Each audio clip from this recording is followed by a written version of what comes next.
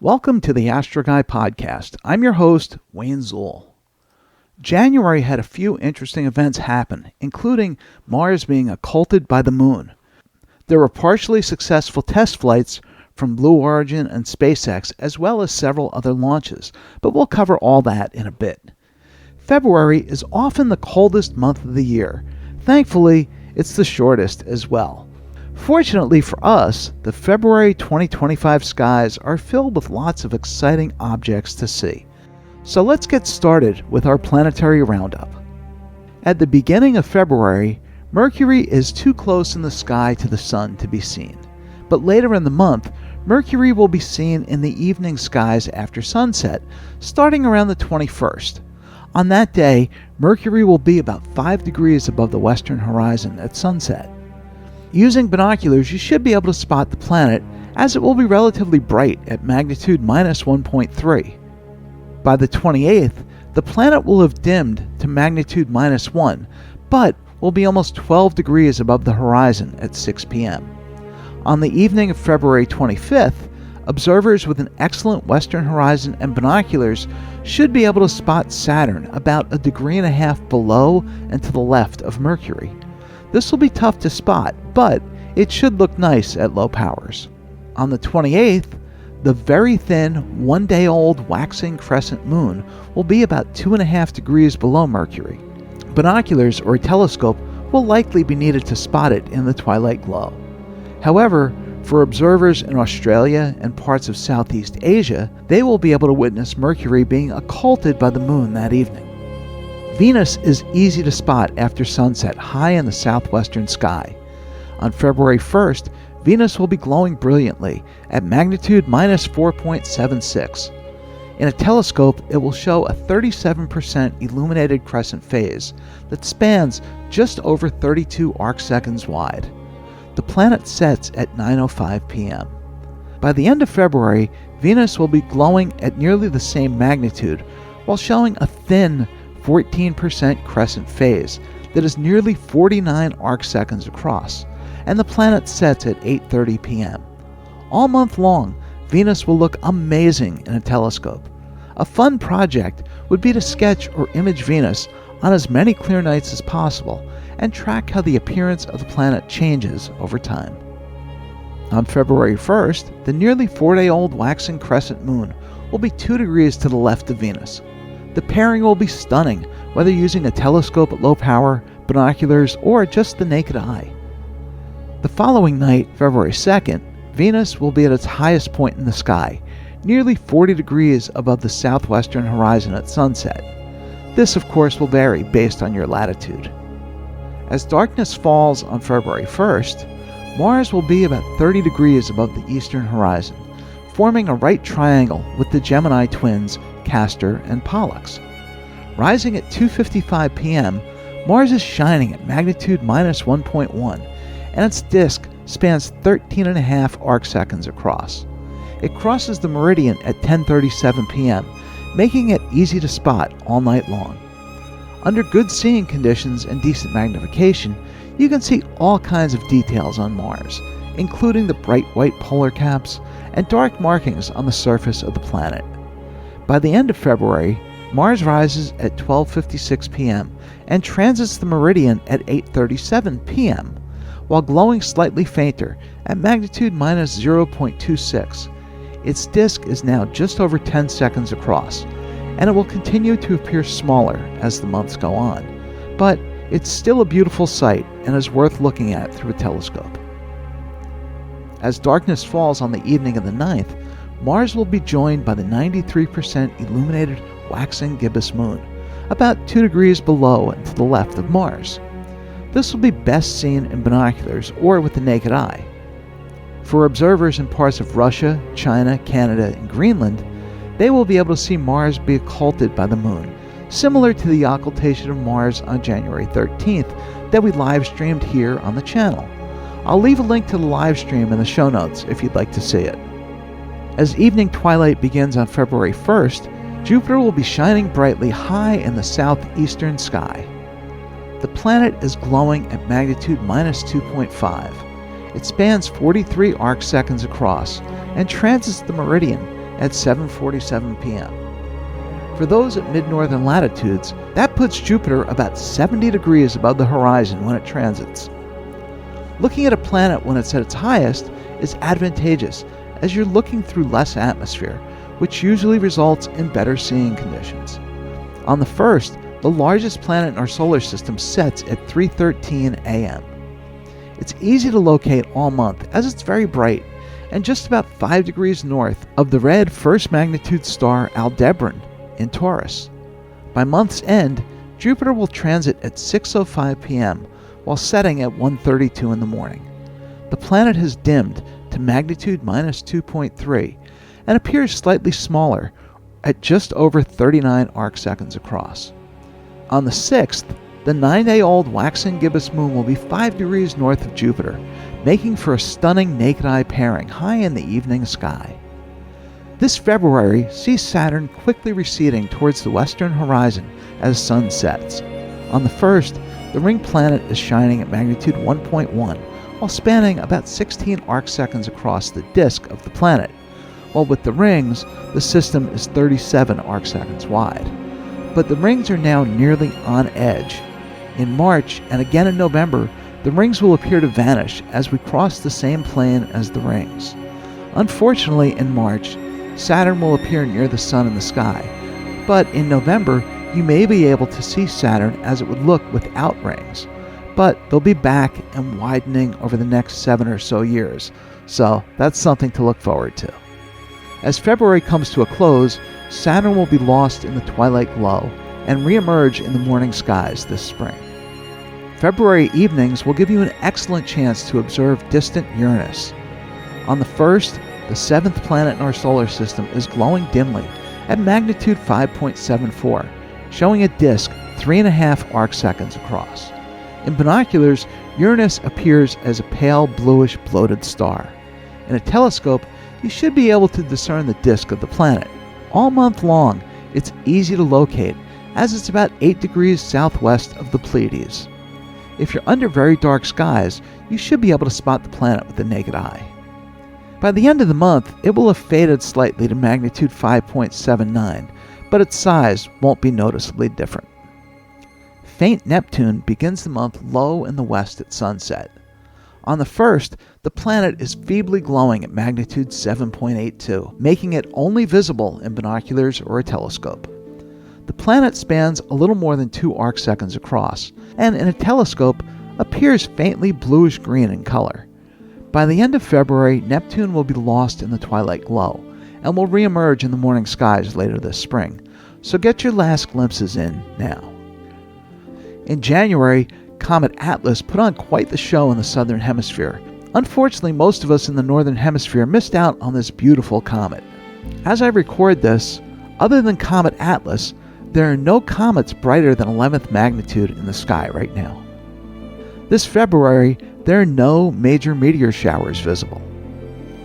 Here's this month's space mission update. On January 15th, SpaceX launched 2 lunar landers on a Falcon 9 rocket. The payload consisted of the Blue Ghost Mission 1 from Firefly Aerospace and the HakutoR Mission 2 lander, which has a rover that will explore the lunar surface.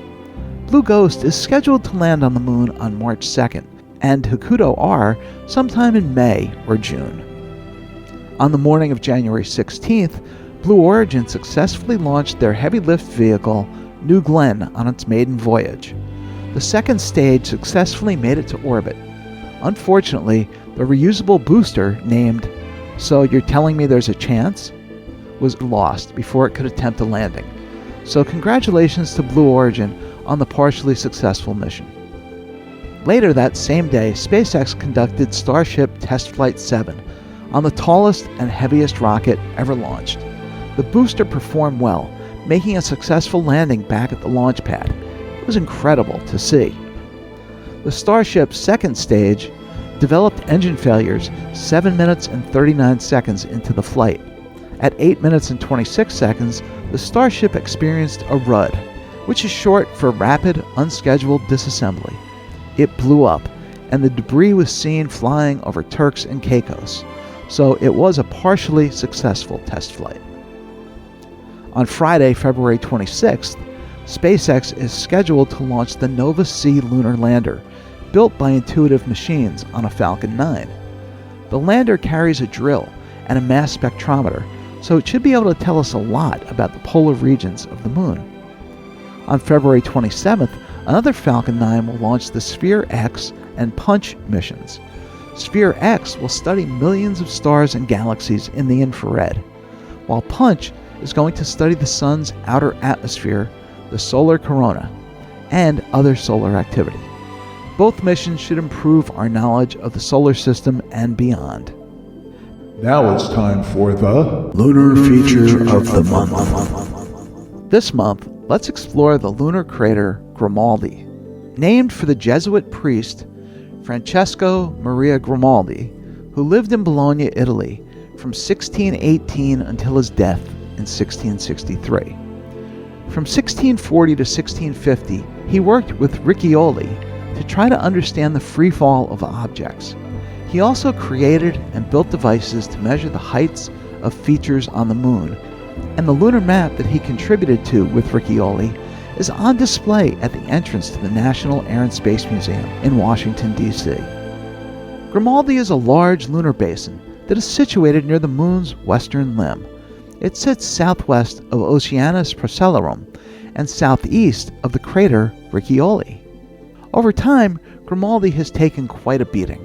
Its inner walls have been so eroded by impacts that instead of a sharp crater rim, all that remains is an irregular ring of hills, ridges, and peaks.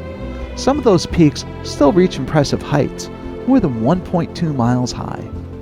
What really makes Grimaldi stand out is its dark, lava-filled floor. The Mare basalt gives it an especially low albedo, meaning it reflects very little light. That dark coloration makes it easy to spot, as it contrasts sharply with the brighter lunar terrain. The inner rim stretches about 108 miles across. Beyond the basin, you can see remnants of an even larger outer wall, spanning roughly 137 miles. The exterior rim is more intact to the north and west. Nearby to the southeast is a system of rills known as the Rime Grimaldi, while to the northwest, the Rime Riccioli extend toward Grimaldi's western edge. Grimaldi is best viewed a few days before full moon till a few days after last quarter. Okay, it's time to leave the solar system. Let's explore some of the deep sky gems in the constellation Canis Major, the Big Dog. Parts of this constellation don't get very high up for observers in the northern hemisphere. The constellation is famous for being the home of Sirius, the brightest star in the night sky, as well as being home to many deep sky objects that are within easy reach of binoculars or a small telescope. Let's start with one of the most popular deep sky objects in Canis Major, NGC 2287, also known as M41 or the Little Beehive Cluster. First cataloged by Giovanni Battista Hodierna in 1650. Spanning 39 arc minutes wide, which is wider than the full moon, the cluster is about 12.5 light years wide. It contains about 100 stars and glows at magnitude 4.5. There are several red giant stars in the cluster. The brightest one is almost at the center and glows at magnitude 6.3. M41 is approximately 2,360 light years away from us. One of my heroes, the late Walter Scott Houston, wrote this about M41 in Sky and Telescope magazine. He wrote, "Many visual observers speak of seeing curved lines of stars in M41. Although they seem inconspicuous on photographs, the curves stand out strongly in my 10-inch reflecting telescope, and the bright red star near the center of the cluster is prominent." In binoculars, M41 shows itself as a hazy glow, with several stars being resolved. In my 70mm refractor, the cluster is stunning, showing a colorful grouping of stars, while in my 8-inch Dobsonian from a dark location, I have also seen the curved lines within the cluster. Locating the Little Beehive is easy. The cluster is about 4 degrees south of Sirius and forms a triangle with 4th magnitude Nu Canis Majoris. Our next object is smaller and fainter than M41, but NGC 2204 is a rich cluster, albeit tougher to resolve. It was discovered by Sir William Herschel on February 6, 1785. Glowing at magnitude 8.6 and spanning only 10 arc-minutes wide, it's located 13,400 light-years away from us, and the cluster spans about 55 light-years wide, while containing several hundred member stars. Visually, the cluster can be seen in amateur telescopes, but you'll need dark skies and a 10-inch or larger scope to reveal anything more than an unresolved glow. I've observed it in my 70mm refractor, where it appears as a small, unresolved blob. In my 8-inch SCT, the cluster appears brighter in the center, but still is not well resolved. Locating the cluster, however, is easy. Start at 2nd magnitude Mersenne and sweep 1.5 degrees west and half a degree south, and you'll spot the cluster. Our next object is much easier to see. Let's explore NGC 2360, known as Caroline's Cluster. It was discovered on February 26, 1783 by Caroline Herschel. Her journal entry described the cluster as a beautiful cluster of pretty compressed stars near a half a degree in diameter. Her brother, Sir William Herschel, mistakenly overlooked her discovery. When he realized his mistake, he included it in his 1786 catalog and gave her credit for the discovery, hence the name Caroline's Cluster. NGC 2360 shines at magnitude 7.2 and spans 13 arc-minutes wide. It contains 332 stars and is 15 light-years wide. It is located 3,700 light-years away from us. Visually, this cluster is a joy to observe. It's an easy binocular object, where it appears as a small glow with a few stars being resolved. From a dark location in Vermont, with my 70mm refractor, at a magnification of 68 and a field of view just over 1 degree wide, the cluster resolves into a couple of dozen stars, with a few brighter stars lying beyond the cluster, framing it nicely. In my 8-inch SCT, at 102 power, the cluster is stunning, showing around 4 dozen member stars, as well as the brighter outlying stars. Locating Caroline's Cluster is easy. Start at Sirius and sweep about 4 degrees east and 1 degree north, and you'll come to the 4th magnitude star, Gamma Canis Majoris. From there, sweep east for 3.5 degrees, and you'll be looking right at the cluster. The last open cluster that we'll explore this month is NGC 2362, the Tau Canis Majoris cluster. Comprised of as many as 600 stars and located 4,800 light-years from us, this cluster shines at magnitude 3.8 while spanning only 6 arc-minutes wide. This cluster is fun in any instrument. With 15 by 70 binoculars, you should be able to resolve around 15 member stars. In my 8-inch SCT, several dozen stars are resolved in a compact area centered on the star Tau Canis Majoris. Finding the Tau Canis Majoris cluster is easy. Start at magnitude 1.8 Wesen and sweep 2.5 degrees northeast, and you'll spot Tau Canis Majoris.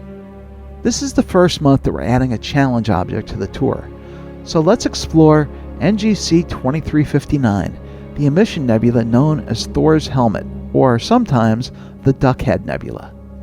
It was discovered by Sir William Herschel on January 31st, 1785, with an 18 3/4 inch telescope. Thor's Helmet is around 15,000 light-years away, making it about 10 times further than the Orion Nebula. This nebula stretches about 30 light-years across and surrounds the Wolf-Rayet star WR7, also known as HD 56925. And this is no ordinary star. Compared to our Sun, it's 280,000 times brighter. It's 16 times more massive, and just slightly larger at 1.3 times the Sun's diameter. Like other Wolf-Rayet stars, it's blasting out intense radiation as it burns through its fuel at a breakneck pace, heading toward an inevitable supernova. In fact, it's possible that this star has already exploded, but because of its immense distance, the light from that event simply hasn't reached us yet. This object has been well studied by astronomers and has helped us to learn about Wolf-Rayet stars. Thanks to advances in optics, you won't need an 18-inch telescope to see it, but it will require at least a 6-inch scope to spot Thor's helmet. NGC 2359 comes in at magnitude 11.5 and spans only 6 by 4 arc minutes. In my 8-inch Dob, the brightest parts of the nebula are faintly visible. The wings coming off the helmet are much, much fainter, but I have been able to see them using a 10-inch scope from a dark site and an O3 filter. A nebula filter will be a big help in spotting Thor's helmet with whatever instrument you use. It might be a challenge to see, but finding it is pretty easy. Start at Sirius and sweep 2.5 degrees east till you come to a 4th magnitude star. There's another 4th magnitude star a little more than 2 degrees to the northeast. Follow that line in the same northeastern direction for just over 4 degrees from the 2nd star, and you'll be looking at Thor's helmet. I hope that you'll take a shot at trying to locate this somewhat elusive yet very interesting nebula, and that these objects become favorites of yours as well. Well, that's all for this episode. Thank you so much for joining us, and I hope that you found our time together to be fun and helpful. If you have questions or episode suggestions, please email us at astroguypodcast@gmail.com or leave us a text or a voicemail at 973-404-0380. If you're not already a member, please join the Astro Guy Podcast group on Facebook. You can also visit our YouTube channel, the Astro Guy Podcast, for past episodes and other surprises. Please do all the podcast YouTube things, such as like, subscribe, comment, and share. It really helps us. If you'd like to support the Astro Guy Podcast and YouTube channel, you can buy us a cup of coffee. The money is used to maintain and update the equipment that we use to create and publish the show. The link is in the show notes. Thank you again for joining us, and may your skies be clear. As always, Carpe Noctem, seize the night.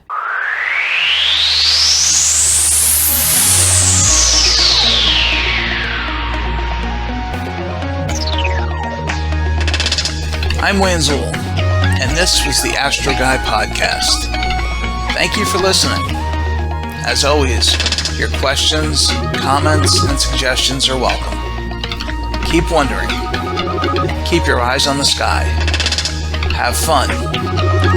Carpe Noctem. Seize the night.